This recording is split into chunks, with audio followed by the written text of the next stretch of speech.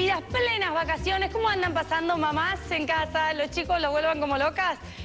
¿Cómo andamos? Bueno, hay que tratar de disfrutarlo, ¿no? Sobre todo estos primeros días. Después ya el último día uno ya se empieza a desesperar, que empiece el nido, que empiece el colegio nuevamente. Bueno, hoy tenemos un programa cargado de cosas de chicos y para grandes también.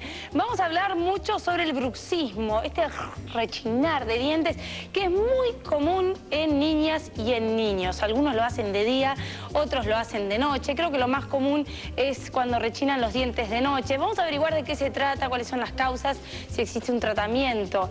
También vamos a hablar de... Mamá, me chupo el dedo. Ahí está, dientes que rechinan. Y tenemos un caso, el caso de María Teresa, que nos cuenta que sus dos hijas, Daniela y Alejandra, han rechinado. Y para esto tenemos un súper tratamiento que nos lo trae Milagritos en una nota. Hijos, con Milagro, ella está con el odontopediatra Ernesto Flores y nos cuentan cómo prevenir el bruxismo.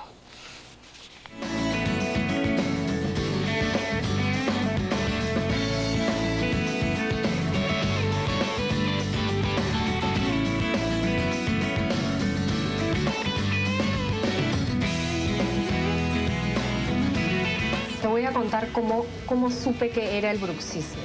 Una vez me quedé a dormir con una amiga y yo decía que suena en la noche como si jalaras un cierre. Rin, rin, rin, rin, rin. Al día siguiente le pregunté qué era ese ruido. Y me dijo, no, es que sufro de bruxismo y no me puse las férulas, el protector para dormir. Le dije, no, ¿cómo te puedes olvidar de ponerte eso? Y ese rechinar de los dientes es el bruxismo. Así que tenemos que prevenirlo desde pequeñitos. En cuanto a lo que es el bruxismo en sí como causas, cuando este desgaste es más de lo convencional, entonces tenemos que pensar que hay que requerir un tratamiento. O sea, para esto descartarlo con un odontólogo, ¿no? Así es. Mayormente tratamos a los niños con bruxismo cuando tienen aparte otros hábitos. Por ejemplo, muchos niños se chupan el dedo, muerden los lápices. Entonces, bajo ese concepto es que a esos niños tenemos que tratarlos. Y un poco investigar qué está pasando en casa. Ahora, ¿cuál es el mejor tratamiento? El mejor tratamiento es primero esperar. Si yo veo a un niño que está rechinando dientes y yo veo que es un proceso natural, le doy un tiempo. Si pasa más de 3 meses y sigue rechinando dientes y ya llega a este nivel en el que ya no es fisiológico, sino es un nivel más severo, entonces yo tengo que pensar en colocar una placa de mordida en las noches para que el niño descargue ese estrés, ¿no? Ahora bien, es importante también hacer hábitos preventivos, ¿no? ¿Cómo hacer, no? Primero, los papás tienen que tener en cuenta bien claro que es un asunto de estrés, ¿no? Y disminuir actividades que ocasionen estrés durante la noche. Por ejemplo, muchos niños tienen videojuegos muy violentos. Así es. Entonces el niño duerme con eso y sueña con eso pensando y está rechinando.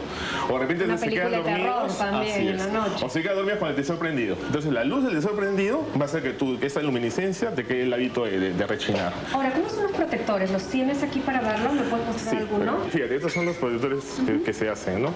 Hay unos que se llaman trainers, que son unos sistemas que ya vienen preformados. La idea del trainer es aprovechar que el niño está rechinando dientes, esa fuerza que le está haciendo, para redireccionarlas y hacer que el crecimiento del maxilar sea el adecuado, ¿no? Una vez que se usa el trainer, ya se usa una férula de descarga que está hecha a la medida de la boca del niño, ¿no? Como tú ves, estas cosas son de colorcitos, son blandos.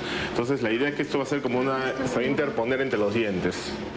Entonces va a evitar que haya el contacto y que haya el desgaste. Pero yo pensé que era como los que ponen para blanquear los dientes. No, lo que pasa es que esto tiene que ser no tan rígido ni tan blando, porque si es muy rígido vas a detener el crecimiento del maxilar. Y si es muy blando no va a hacer el efecto, o sea, distender mucho. Incluso hay papás que ni siquiera saben que está rechinando y lo traen al dentista y nosotros vemos pues que los dientes están desgastados, ¿no? Es que por eso se tiene que ir periódicamente al dentista. Así es parte de la visita preventiva al dentista justamente el hacer que podamos interceptar el daño. O sea, antes de que el daño aumente, controlarlo y dar orientación a los papás. ¿Cada cuánto tiempo lo cambias? Mayormente se usa una sola vez porque fíjate que el rellenamiento es entre los 4 a los 6 años. A partir de los 6 años, cuando comienzan a brotar los dientes permanentes, ya el niño deja de rellenar automáticamente porque ya se acomodaron los dientes. Ya fisiológicamente las muelas crecieron, las nuevas, las permanentes, y ya no se va a producir rellenamiento. Si sigue habiendo rellenamiento de dientes permanentes, ya hay que preocuparse, digamos, con un tratamiento psicológico. Si un niño tiene los dientes chuecos por una mala posición dentaria, eso va a causar rellenamiento. Entonces yo puedo controlar esa mala posición dentaria. Es un tratamiento temprano, controlo el rellenamiento y arreglo los dientes. Bueno, entonces nosotros como padres a estar alertos con nuestros niños y atentos con esa dentadura.